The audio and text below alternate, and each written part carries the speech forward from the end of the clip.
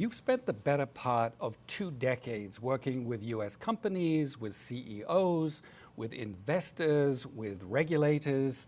I think you were 5 years at the Shanghai Stock Exchange. You were 7 years with the Shanghai government, working to turn Shanghai into an international financial center. And now you're a top securities regulator in Beijing. In other words, you've seen the whole arc of the U.S.-China economic and financial relationship from a promising, hopeful start to where it is now, which is basically in ruins with neither side talking to each other. Where did it all go wrong? How do you date this? What was the event, or what was the series of events? What was the individual or the individuals who started all this? What's your analysis? No, well, first of all, the economic relation is not completely in ruin. For example, in the financial sector, China and the United States are cooperating quite well. But you have your point. And I think the difficulties began about 4 or 5 years ago when the United States suddenly realized that China had become a very large economy and is growing, quite fast. So the U.S. wanted to redress the economic relation between China and the U.S. And I sensed in negotiations with the U.S. negotiators, I sensed that there was a demand from the U.S. side to get something from China quickly, that they wanted China to change certain things really quickly. So that was one reason that caused the troubles that came after that. And another reason I can think of is that the U.S. has always dealt with China with this strategy, the so-called engage and hedge strategy. And when China was not that big, when the Chinese economy was not that strong, the engage part was more prominent. But then, after China became sort of more prosperous, the hedge part became more prominent. So when you hedge and then you want something quickly from China, that was difficult for China to deal with. I think that was the reason. Now, and just to anticipate, with the later part of the discussion, in this new administration, I think the U.S. needs more patience. And one question that I would like to ask our panelists is that does the U.S. Want China to prosper?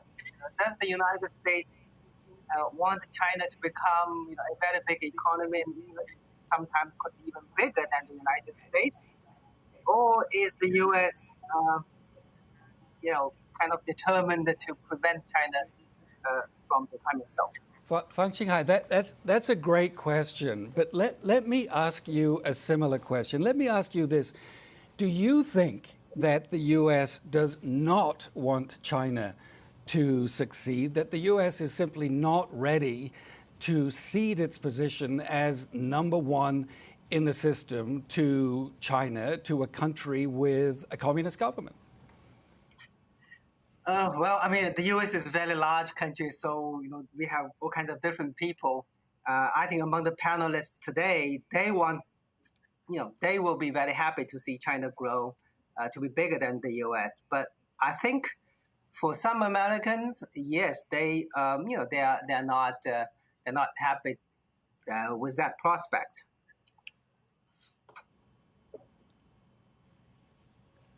I think we might have lost Fang Xinghai's audio. No, I finished. Oh, you finished. Let me before I get to Gary Cohn, one more question.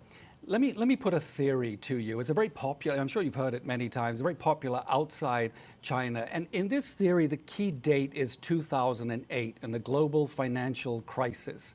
And China comes to the conclusion that the United States has no idea what it's doing. It's almost tanked the global economy, and it never really recovers. And China goes from strength to strength. And after a while, it thinks, well, why should we be bashful? And so it begins to behave in a much more assertive way on the economy, with foreign investors, in technology, and in many other domains. What does that narrative get wrong? What does it get right? Or what's it missing? Well, I don't think that after the financial crisis, Chinese policymakers and academics come to the conclusion that somehow the U.S. is finished.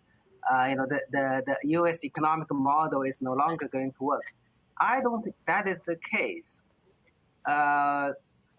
Now, you said that China somehow become more assertive.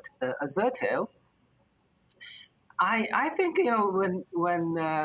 when your economy becomes so big and your interests are all over the world, you have to protect your own interests. And some people say previously China somehow adopted a kind of lay low policy, right? You don't hide your light, that kind of thing. Um, I think China has become so large right now, you just cannot hide. I mean, even if you lay down, the bullet will still hit you. And rather than being hit by a bullet when you lie down, you would rather stand up and just protect your legitimate interests.